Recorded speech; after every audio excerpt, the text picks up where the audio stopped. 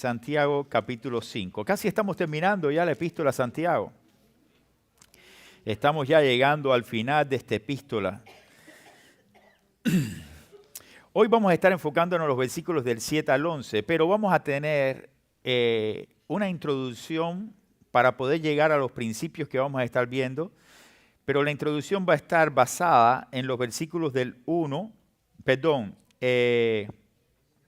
capítulo 5, los versículos del 1 al 6, del 1 al 6, y vamos a después estar exponiendo los principios que vamos a estar que vemos a partir del versículo 7, que están muy ligados a los primeros versículos del 1 al 6. Pero quiero que meditemos un poquito en esto, porque la palabra de Dios ahora vuelve a retomar el tema de los ricos. Si usted ha sido alguien que ha estado con nosotros en toda esta serie, se tiene que recordar que los primeros capítulos de Santiago tocamos y predicamos acerca de las riquezas y de aquellas personas que tienen las posesiones que ocupan un lugar importante en sus vidas al punto de que sustituyen a Dios dentro de su vida.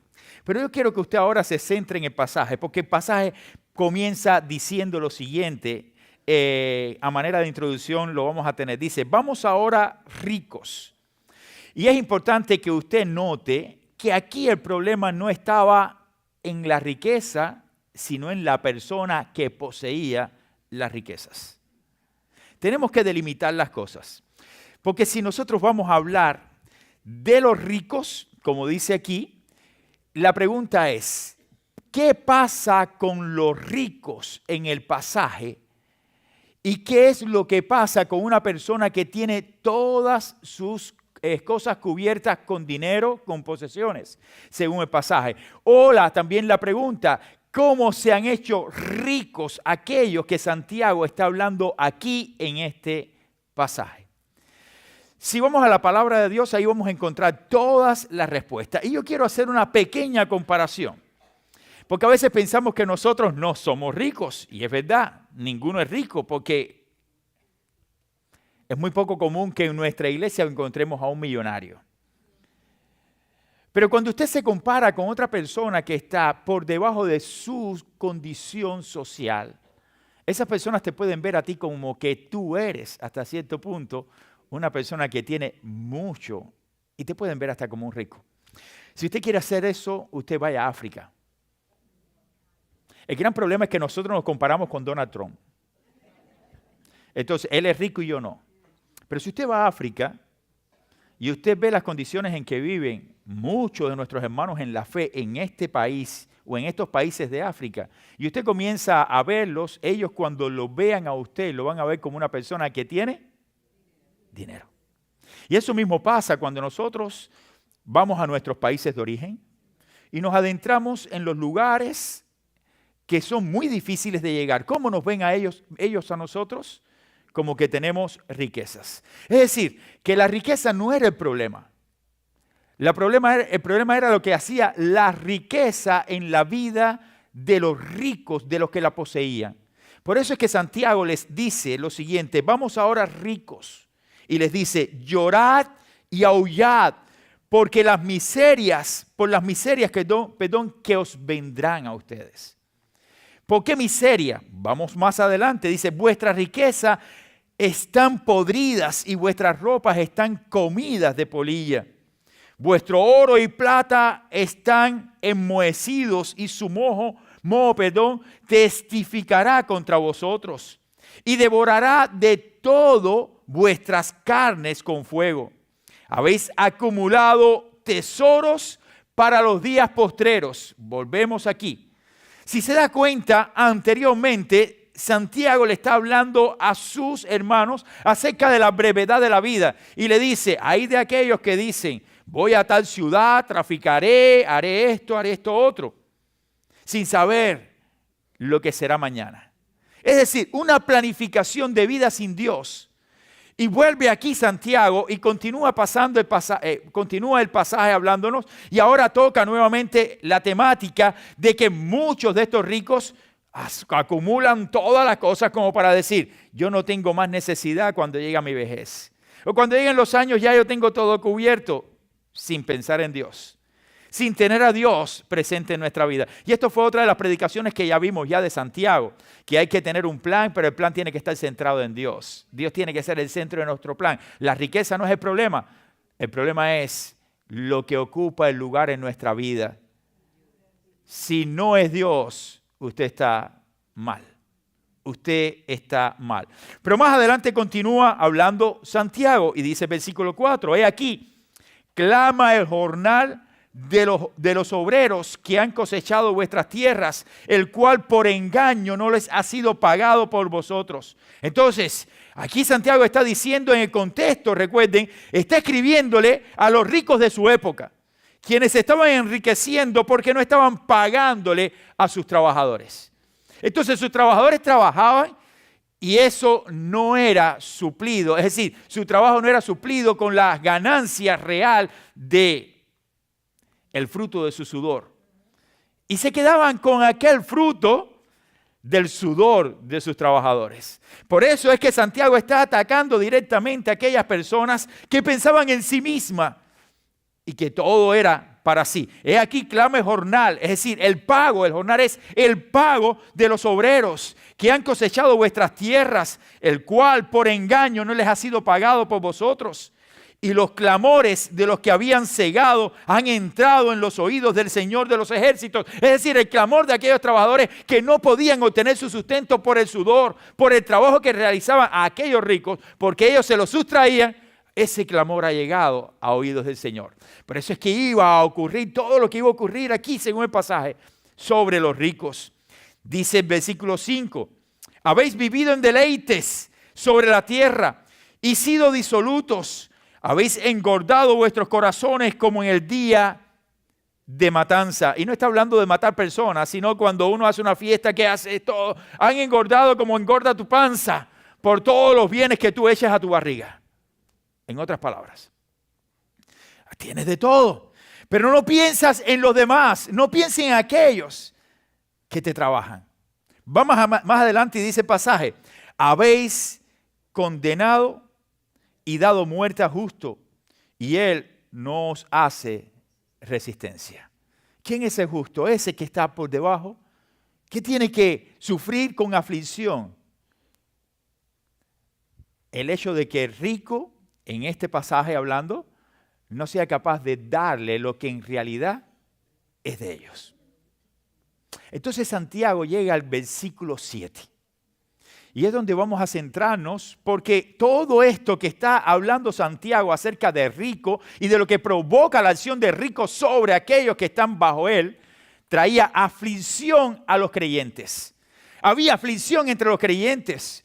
Y esa aflicción entonces les tocaba directamente a ellos y Santiago entonces trata de darle ánimo y exhorta a sus hermanos. Por eso le hemos puesto por título al mensaje de hoy, llamado en medio de la aflicción. Santiago hace un llamado a sus hermanos para que en medio de las aflicciones que ellos estaban pasando, ellos comprendieran de que Dios tiene un plan. A partir del versículo 7, Santiago hace entonces este llamado a tener paciencia, ya que la venida del Señor estaba cerca. Y en estos versículos vamos a detenernos hoy y vamos a ver el primer principio. Santiago hace un llamado a sus hermanos a soportar con paciencia las aflicciones hasta la venida del Señor. Fíjense lo que hace Santiago. Santiago sabía que todo aquello que estaban viviendo sus hermanos, producto de lo que estaba provocando la acción de los que estaban por encima de ellos. Entonces, ellos pudieran sacar provecho y confiar de que, a pesar de todo, había una esperanza. Cristo vendrá por nosotros. Tenemos que confiar. Debemos tener paciencia para esperar la venida del Señor. Vamos al pasaje y dice allí la Escritura. Versículo 7, después que habla de todo esto, a partir del versículo 1 del capítulo 5, dice la Escritura, por tanto, hermanos, tened paciencia hasta la venida del Señor. Como queriendo decir, soporten. Todo lo que están sufriendo ahora, sopórtenlo. Miren, y es difícil. Lo que Santiago estaba escribiéndole a sus hermanos no era nada sencillo, pero recuerden que es la inspiración de la palabra. Santiago estaba escribiendo inspirado por Dios. Santiago no estaba levantando a los creyentes para que se levantaran contra aquellos que los oprimían. No. Al contrario, Santiago está diciendo, apliquen el principio de tener paciencia, porque el Señor traerá toda obra oculta y también hará juicio. Por eso es que la misma palabra del Señor no nos manda a nosotros a confrontar, a ir a la pelea, sino nos dice, mía es la venganza, yo pagaré, dice el Señor. La venganza de todas estas personas que pueden hacernos daño, que pueden destruirnos, piensan que van a destruirnos, no está en manos de nosotros tomar las riendas y pagar de la misma manera, sino más bien soportar. Pero además había una situación de desbalance, vamos a decir, con respecto a aquellos que tenían posesiones y aquellos que no la poseían, en este caso del pasaje bíblico. Los que estaban sufriendo eran los que no podían tenerlo y eran creyentes. Y aquellos que tenían todas las posesiones entonces estaban viviendo de una manera bien holgada y estaban robándole, literal, el pasaje te habla que les robaban del salario de sus jornaleros, de sus trabajadores. Y ellos, ¿qué podían hacer? Levantarse. Todo lo que podían hacer era simplemente aguantar con paciencia. Porque si se levantaban, la autoridad que tenían aquellos hombres o el dinero que poseían podían traer como consecuencias de que pudiera venir también sobre ellos calamidades o situaciones bien difíciles como hasta la muerte. Eso era lo que Santiago estaba tratando de mostrarle a sus hermanos. Y le dice entonces Santiago a sus hermanos, deben soportar con paciencia las aflicciones hasta la venida del Señor, así como el labrador espera el fruto. Comienza a comparar Santiago el hecho de tener paciencia. Yo no sé cuántos de ustedes han sido agricultores, pero los agricultores en los países nuestros, donde cuando usted siembra, hace su siembra y comienza a esperar la lluvia, usted se desespera y dice, si no llueve hoy, no tendremos cosecha. Después de haber hecho un sembrado, de pronto usted está esperando la lluvia porque no tiene forma de anegar la tierra, porque no hay arroyos alrededor de usted. Y entonces usted está buscando que caiga el agua del cielo.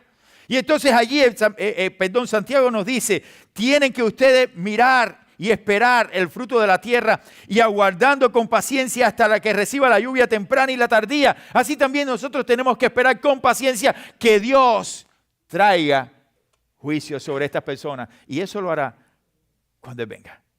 Él vendrá. Él vendrá de nuevo. Esa es nuestra esperanza como creyente.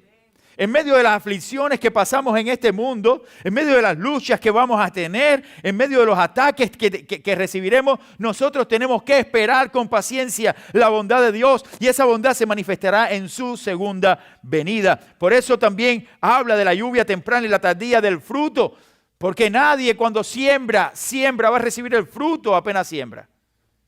Tienes que esperar con paciencia. La semana pasada cuando hablábamos de esa planificación donde todo debe estar centrado en Dios, hablábamos también de que las personas que no centran su vida en el Señor solamente piensan en sí y no piensan en otros. Y poníamos el ejemplo del árbol. Si yo pensara en mí, no sembrar un árbol, porque ¿para qué si no voy a comer el fruto? Entonces, eso es una manera egoísta de pensar. Nosotros no podemos pensar de esta manera. Tenemos que pensar que aunque yo no coma el fruto, otro lo va a disfrutar. Entonces siembro el árbol. Siembro para que otro sea bendecido. Porque Dios me bendice a mí desde el momento en que yo estoy haciendo algo para bendecir la vida de otro. Porque la bendición no depende de lo que otro me puede ofrecer, sino de cómo Dios me mira, cómo Dios actúa sobre mí cuando ve lo que hay verdaderamente en mi corazón.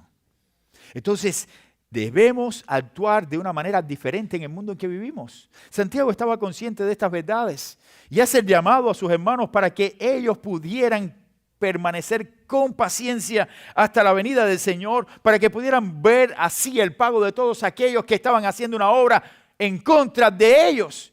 Porque Dios simplemente iba a manifestarse no en contra de sus hijos, sino a favor de sus hijos. Por eso es que Santiago sabe que los lectores de su epístola no pueden defenderse de sus opresores. Él sabía que los opresores venían sobre ellos y a ellos les costaba defenderse sobre ellos. Y por eso es que Santiago le dice, si ustedes no pueden defenderse, sí alguien va a defender su causa. Y muchas veces pensamos, ¿y por qué Dios no ha defendido mi causa aún? Porque no es el tiempo. No es el tiempo. Y a veces hay que esperar con paciencia, porque el Señor es el que defiende nuestra causa.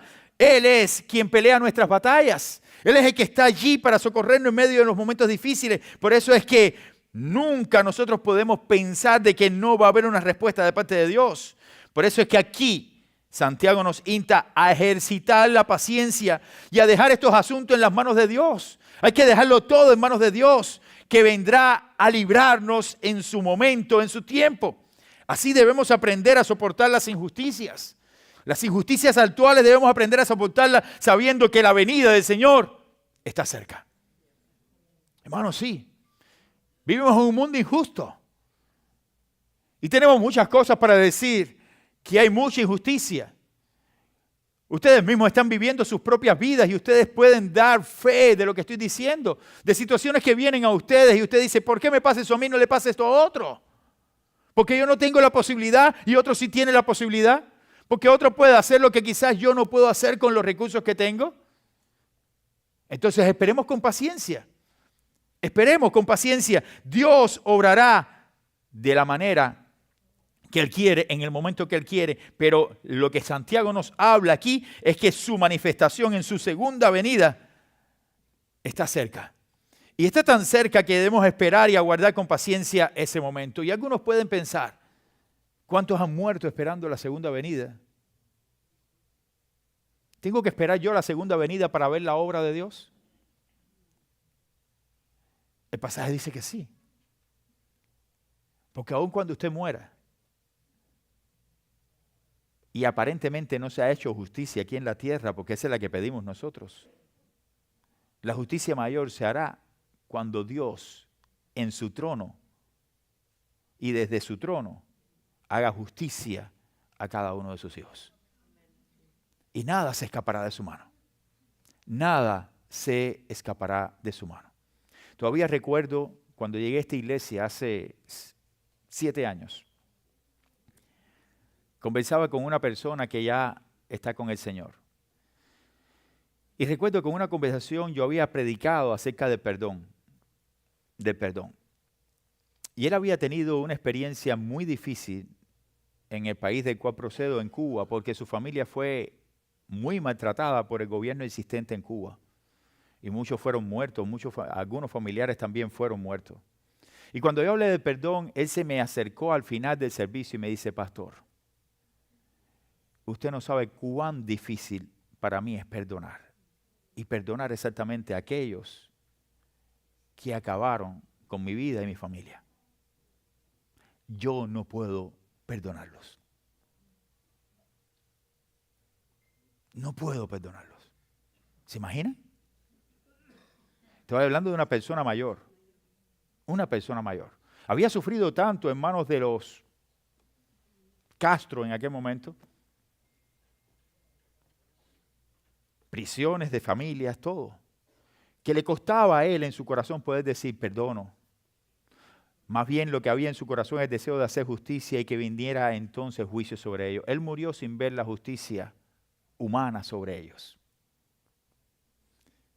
No vio la justicia humana, porque no fueron implicados ninguno de ellos bajo la ley, o condenados, mejor dicho, con la ley. Ninguno. Y todos van a morir así impunemente.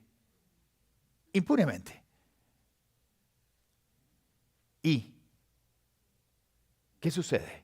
¿Moriré yo con la amargura de que Dios no hizo justicia aquí en la tierra contra aquellos que injustamente vinieron contra mi vida? ¿Mi corazón morirá así, aún amando al Señor? Santiago nos dice, aguarda con paciencia,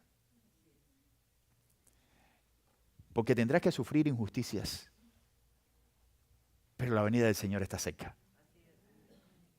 Aguarda con paciencia la venida del Señor. No se amargue tu corazón. No debemos amargar nuestro corazón por estas cosas. Y les digo, hermanos, los que de alguna manera han sufrido o hemos sufrido las consecuencias de un sistema totalitario, un sistema que no puedes tú levantar la voz y tener un pensamiento diferente, sabemos lo que es sufrir las consecuencias en nuestra familia, las amenazas. Yo recuerdo todavía que un día, en una de las situaciones que yo tuve en mi país, uno de estas personas oficiales, en una cita que me habían dado y que estuve allí, uno de ellos me dijo, tú tienes 2 niños pequeños, ¿eh? Así nada más. La impotencia que tenía dentro de mí era tremenda. No podía hacer nada.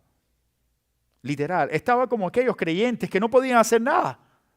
¿Qué voy a hacer ahora? Estoy encerrado en una oficina con 4 oficiales, 4 agentes de la seguridad del gobierno de que yo era, y de pronto te dice uno de ellos, tú tienes 2 niños pequeños. Como queriendo decir, ¿qué tú vas a hacer? Tú estás en mis manos. Tú estás en mis manos. Dios permite que ninguno de ellos venga a este país o que se arrepientan de sus pecados. Es lo que yo desearía, que se arrepintieran de sus pecados para que ellos pudieran obtener la salvación, porque no hay de otra manera. Y Dios puede perdonar los pecados de ellos. Y vamos a ver cosas tremendas. Quizás algunos de ellos los veamos en el cielo porque vinieron arrepentidos ante el Señor. Porque el Señor es Dios. El Señor es Dios.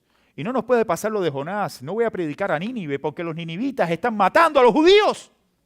Eso fue lo que pasó con Jonás. Jonás no quería ir a Nínive y se fue a Tarsis porque dijo, ¿cómo voy a predicarle a Nínive? Estas personas que matan a mis coterráneos, sacan los niños de la barriga de las mujeres embarazadas, matan a mis hermanos. No voy a ir a Nínive. Y Dios le dijo, es a Nínive, vas a predicar y ellos escucharán la voz de Dios y se arrepentirán. Y se fue a Tarsis. Y después tuvo que venir a donde estaba Nínive. Y cuando Jonás, después de predicar y vio que los ninivitas se arrepintieron, dice la Biblia que se sentó a mirar todo aquello y Dios le puso la calabacera y después le quitó la calabacera para que el sol le diera bien fuerte. Como queriendo decir, yo soy el que estoy amando. Es decir, el Dios nuestro es el que está amando. Y cuando nosotros vemos la Escritura nos está diciendo, tengamos paciencia, tengamos paciencia. Yo soy el que tengo el control de los tiempos. Yo soy el que puedo mirar el futuro. Lo único que ustedes tienen que hacer es soportar con paciencia las aflicciones hasta la venida de nuestro Señor y Salvador Jesucristo. Esperen al Señor porque Dios hará juicio en su momento. Así como el obrero o el agricultor espera la lluvia temprana y la tardía, espera el fruto de su semilla, así también nosotros tenemos que esperar por la venida del Señor. Hay un segundo principio. Santiago hace un llamado a sus hermanos, no solamente a soportar con paciencia las aflicciones hasta la venida del Señor, sino a evitar quejarse unos de otros. Unos de otros o unos contra otros. Vamos al pasaje y el pasaje nos dice, tened también vosotros paciencia. Afirmad vuestros corazones hasta la venida del Señor. Hermanos, no os quejéis unos contra otros. Y aquí dice la palabra, para que no seáis condenados. Y aquí el juez está delante de la puerta. Nos quejamos por todo. Y exactamente cuando está pasando por un momento como este que estaban pasando los creyentes, de aflicción, de situaciones adversas que venían, lo único que podían hacer era quejarse. Por lo menos, Señor, déjame quejarme. Sí, el problema es que cuando uno se queja contra el hermano y muchas veces la queja va en contra de Dios. Ese es el problema de la queja. Que comenzamos a decir, Señor, pero tú no estás al control. Tú no eres el que está, el soberano no eres tú. Tú no eres el que hace las cosas conforme a tu voluntad. ¿Por qué estás permitiendo esto? ¿Acaso tu voluntad es que nosotros como hijos tuyos suframos? ¿No se dan cuenta que la queja, más allá de ir contra nuestro hermano, va contra el propio Dios? Y entonces aquí Santiago dice claramente a sus hermanos, eviten quejarse unos contra otros para no ser condenados. Para no ser condenados. El tema de la lengua es retomado y resumido aquí exactamente con esta frase, evitar quejarse para que no entres en condenación. Volvemos a la lengua. Si se da cuenta, usted va a Santiago y usted va a estar hablando de la lengua y de la lengua y oye, caramba, ¿por qué tanto la lengua?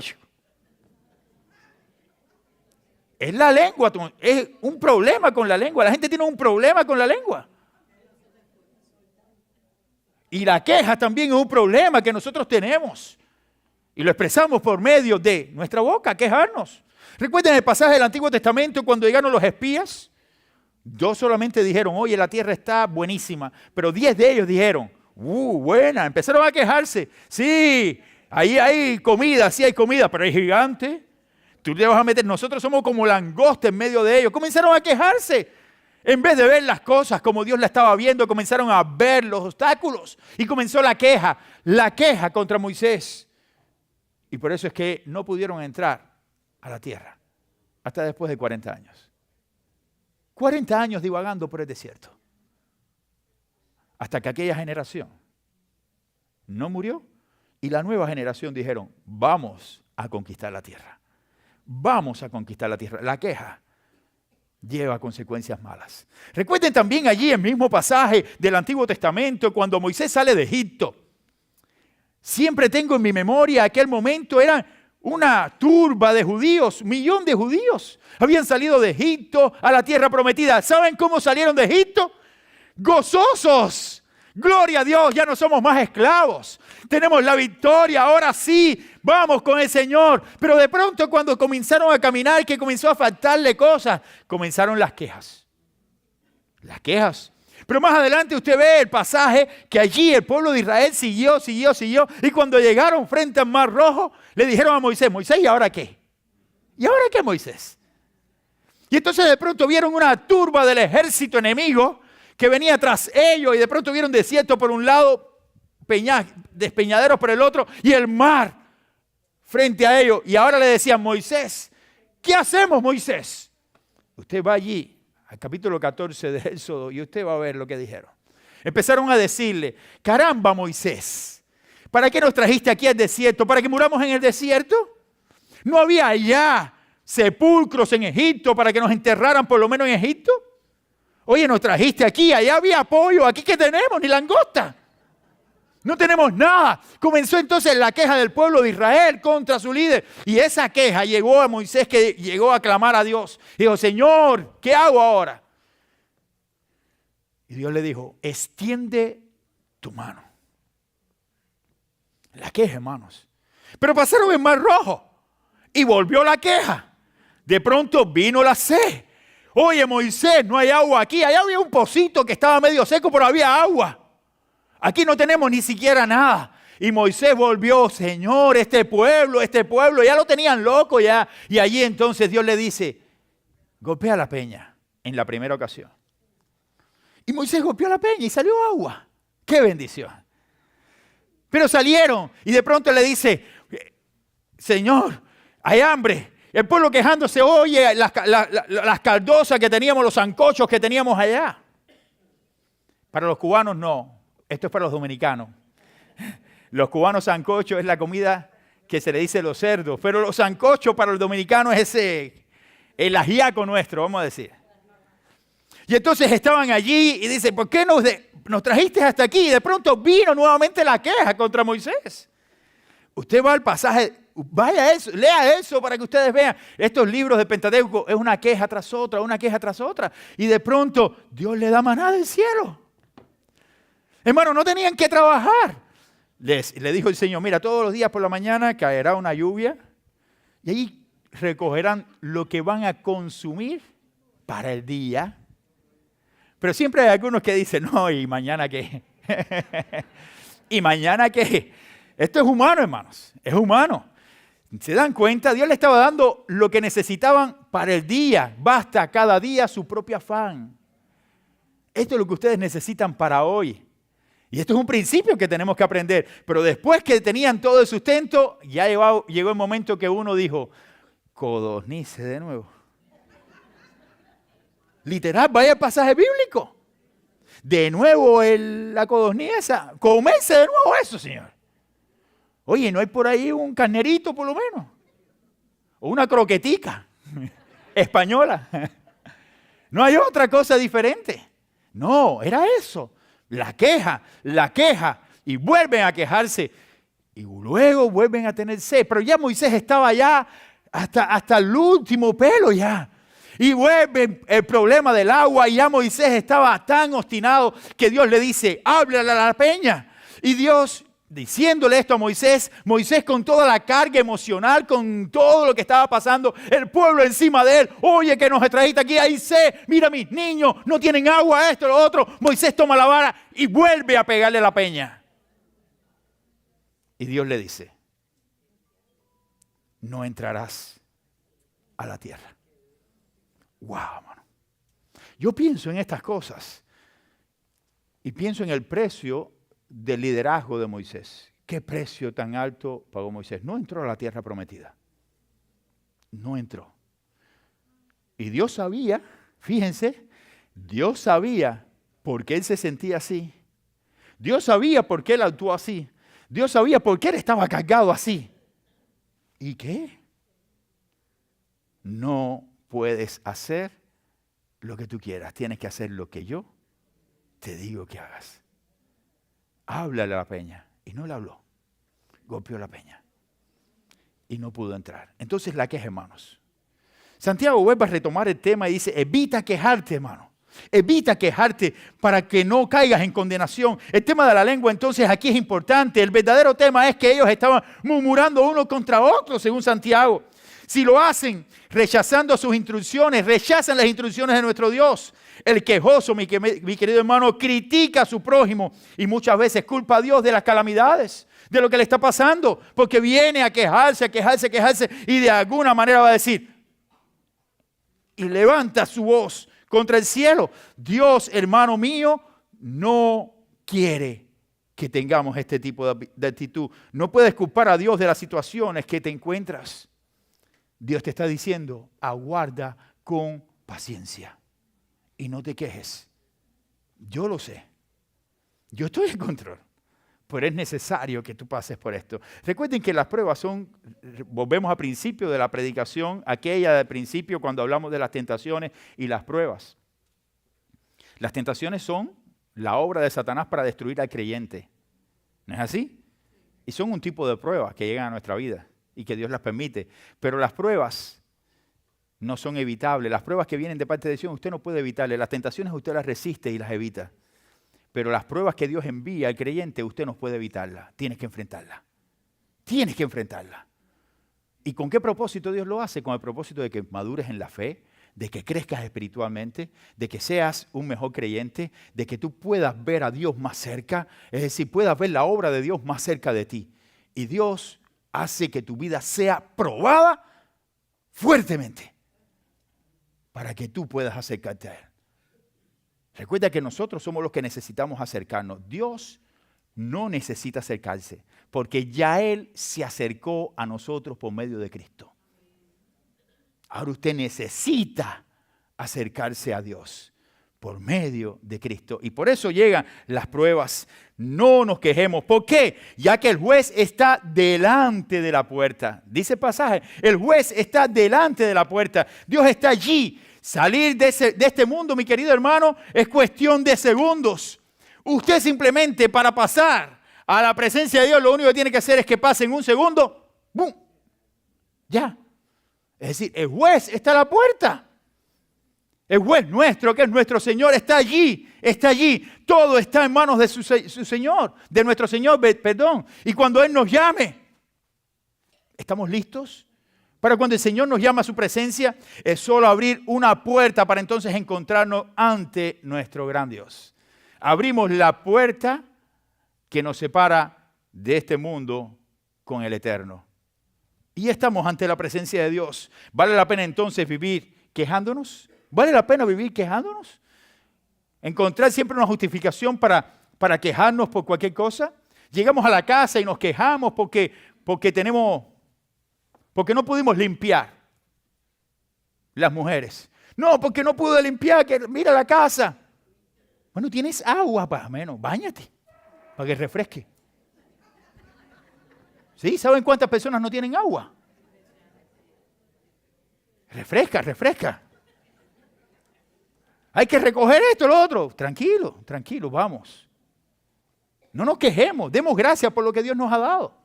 Tenemos que vivir agradecidos por las bendiciones que Dios ha dado a nuestra vida y aprender a dar gracias. Como lo he dicho siempre, cada vez que pienso en el agradecimiento, pienso que hoy yo entro a mi casa y entro a la ducha y tengo agua caliente. Así de abrir agua caliente. Hermanos, ustedes no saben, los que han vivido en otros países y los que nacieron en este país, lo que es calentar un jarrito de agua para calentar un cubito. Y después coger una latica de leche condensada para echarte el agua arriba. ¿Ok? Eso es lo que se vive en otros lugares. Y nosotros hoy tenemos la bendición de abrir solamente. Y que recibamos eso. Demos gracias a Dios. No nos quejemos. Llegamos a este país y comenzamos a quejarnos de este país y en los nuestros no nos quejamos. ¿Es cierto o no?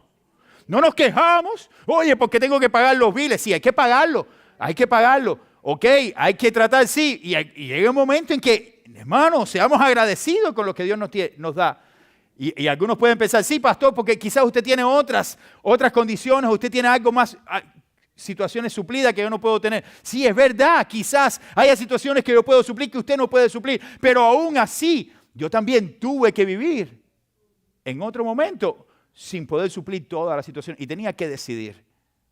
Lo que pasa es que a veces preferimos tener el cable en la casa que nos cuesta $100 y pico que tener los canales de entrada de aire. Bueno, entonces tienes que hacer reajustes. Yo tuve que hacer reajustes y yo tengo que hacer reajustes todavía en mi vida porque no puedo tener todo lo que quiero, pero tengo todo lo que necesito. Y por ello doy gracias. Hay que ser agradecidos, hermanos. Hay que ser agradecidos. Y el último principio que habla el pasaje es tomar como ejemplo de paciencia a aquellos que pasaron por aflicciones. Santiago trata de decir, mira hermanos, no te quejes. Tienes que soportar lo que está llegando, las aflicciones, porque el Señor está cerca, Él vendrá. Pero escúchame, tú no eres el único. El Señor estaba allí inspirando a Santiago y le está diciendo a su hermano, tú no eres el único que has pasado por esto. A veces piensa que todo me cayó encima. No, tú no eres el único. La Biblia nos dice aquí de que tomar como ejemplo las aflicciones de otros cuando dice la Escritura. Y volvemos al pasaje, capítulo 5, versículo 9. Hermanos, no os quejéis unos contra otros para que no seáis condenados. He aquí, el juez está delante de la puerta. Hermanos míos, versículo 10. Tomad como ejemplo de aflicción la paciencia de los profetas que hablaron en nombre del Señor.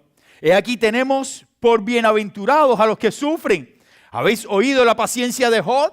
¿Y habéis visto el fin del Señor? Que el Señor es quien es muy misericordioso y compasivo. Ustedes pueden ver allí claramente de que Santiago lo que trata es de decirle a sus hermanos, muchos han sufrido. Muchos han sufrido. Y la palabra ejemplo nos hace un llamado a imitar la buena conducta de aquellos que han tenido una conducta digna del Señor en los momentos de aflicción que han vivido. El creyente no debe justificar su mala conducta porque otros la tienen. No, yo tuve esta forma de actuar porque, oye, pero si mira a fulano, hizo algo peor que yo. No justifiques tu mala conducta. Si vas a tomar un ejemplo, toma el ejemplo digno. Y aquí Santiago pone como ejemplo los profetas y el ejemplo de Job. Y todos los que conocemos un poquito de Biblia sabemos de qué estamos hablando. Los profetas, por ejemplo. En el caso de los profetas, en el Antiguo Testamento pasaron por duras situaciones. Algunos de ellos sufrieron aflicciones, como fue el caso de Daniel, de Jeremías, de Isaías. En el caso de Daniel fue desterrado de su tierra. Lo desterraron completamente de su tierra. Y al desterrarlo lo llevaron para Babilonia, siendo un joven. Algunos dicen que hasta lo castraron. ¿Ok? Porque estaba allí directamente en la corte del rey, para que él sirviera al rey. Y generalmente estos eran eunucos. ¿Entiende? Algunos, yo no puedo decir con claridad, pero algunos dicen que sí. Hermanos, ¿cuánto sufrimiento? ¿Cuánto sufrimiento?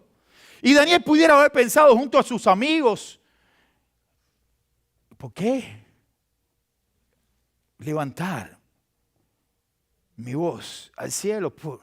Hermanos, tenía sufrimiento, sí había sufrimiento. Y ahora Santiago dice, toma como ejemplo las aflicciones de otros. Y que soportaron con paciencia. Soportaron con paciencia. Y allí pudieron ver la mano de Dios. Jeremías, que fue un profeta que fue conocido en la Biblia como, o fue conocido en el ámbito extrabíblico, como el profeta llorón. Porque lloraba por su pueblo.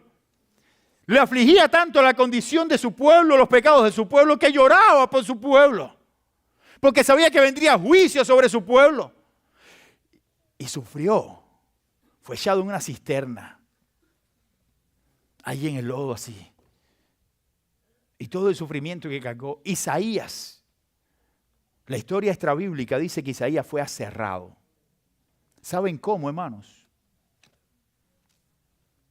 La historia dice que fue puesto con sus piernas así y lo aserraron y lo picaron a la mitad.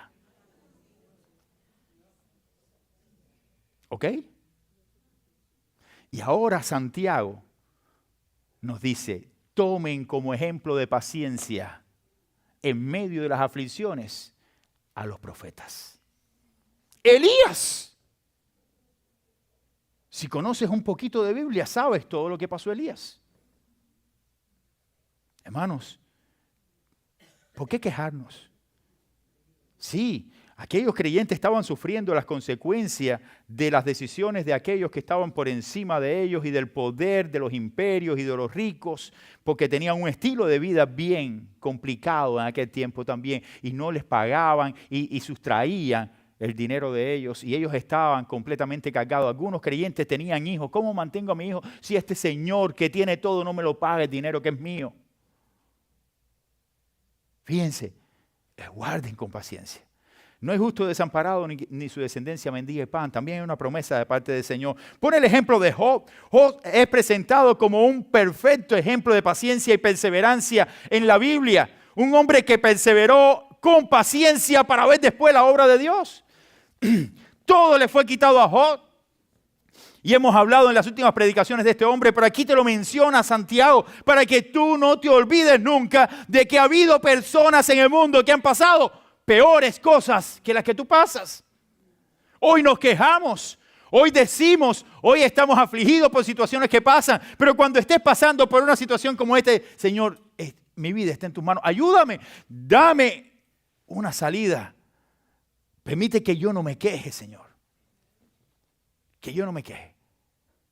Cuando yo estaba trabajando en un warehouse en el Doral, yo estaba cargando cajas. Aquellas cajas eran de 50 libras para llenar contenedores, cajas eléctricas con cajas de piezas eléctricas, de todo. Era tremendo. Este dedo que usted ve acá, si usted se da cuenta, esto está deformado, ¿ok? Esta parte aquí está deformada. En aquel tiempo yo hacía así y el hueso, como que el cartílago estaba, hacía como que se iba del lugar. Se iba del lugar. Así quizás están muchos de ustedes, ¿ok? No quiere decirte que lo mío no, lo de ustedes. Pero cuando yo estaba allí, yo recuerdo que yo, haciendo todo aquello, decía, Señor, ¿esto es lo que tú tienes para mí? Ok, vamos adelante. Y cuando venían coterráneos míos, cubanos, y me decían, oye, esto es duro. Así, hermano, duro. Yo sabía que era duro. Tú no me lo tienes que decir. Pero cuando yo veía todo aquello, yo me acercaba y le decía, ¿y por qué no te vas para Cuba? Vete para Cuba. No vengas aquí a quejarte. Y yo, ya saben cómo estaba, ¿no? Porque era duro. ¿Ok? No vengas aquí a quejarte, porque tú estás aquí porque tú quieres estar. Si no, regrésate. Regrésate. No nos quejemos. ¿Es duro? Sí, es duro. Nadie ha dicho que esta vida es suave. ¿Ok? La vida cristiana es una vida de bendiciones. Pero cuando te enfrentas al mundo en que vivimos en el mundo, tendremos aflicciones. Pero confiad, dice el Señor, yo he vencido el mundo. El Señor ha vencido al mundo. Hoy podemos estar pasando cualquier situación, pero lo que el Señor nos está inspirando por medio de su palabra es que otros también la pasaron. Tú también vas a tener que pasarla. No te quejes.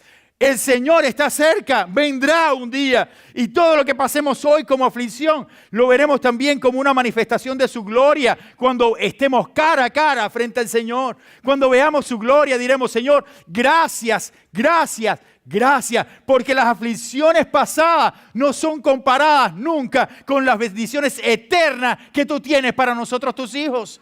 Por eso es que confiamos en un Dios eterno. Santiago estaba consciente de esto y le decía, mis hermanos, estén enfocados en lo que verdaderamente importa, y les hace un llamado. El llamado de Santiago era consciente de que iban a pasar cosas, sí, pero les hace un llamado, soporten con paciencia, amárrense los pies y las manos allí con el Señor, confiando de que Él es el que los va a llevar. No se frustren, soporten con paciencia, así como usted tiene que esperar el fruto, o usted tiene que esperar la lluvia, como el agricultor o el labrador tiene que hacerlo. No solamente esto, no te quejes por cómo estás. Da gracias por lo que tienes. Da gracias por lo que tienes. Hoy tengo esto, Señor, gracias. Gracias por esto. Mañana tendré otra cosa. Gloria a ti. Y si no lo tengo, gloria a ti. Gloria a ti, hermano. Gloria al Señor, perdón. Gloria al Señor. Pero es para que nosotros estemos conscientes. Y por último, usted no es el peor del mundo. Otros también lo pasaron. ¿Por qué me pasa esto a mí nada más? Otros han sufrido más. Oye, todo lo que se pierde por ahí me cae a mí. Sí. Somos tremendistas, fatalistas. Fatalistas. Otros han sufrido más. Job es el vivo ejemplo bíblico. Entonces, ¿qué podemos esperar de parte de Dios? Solamente lo que dice la palabra misma, cuando allí dice al final, el Señor es muy misericordioso y compasivo. Versículo 11. El Señor es muy misericordioso y compasivo. Él nunca se olvida de sus hijos. Porque somos comprados con precio. Y el precio fue la vida de su propio Hijo por nosotros. Pero pasaremos aflicciones en este mundo, pero confiemos. Él ha vencido el mundo y nosotros somos más que vencedores por medio de aquel que nos amó. Que el Señor les bendiga, mis hermanos. Vamos a orar para así terminar y pasar luego ya a las clases que tendremos a continuación. Vamos a orar. Señor y Padre, gracias por Jesucristo y gracias por la bendición de poder estar acá hoy reunidos. Bendice a tu iglesia, Señor. Bendice la vida de cada uno de nuestros hermanos. En tus manos los ponemos. En el nombre de Jesús oramos y tu iglesia dice amén y amén. Que Dios les bendiga, hermanos. Gracias.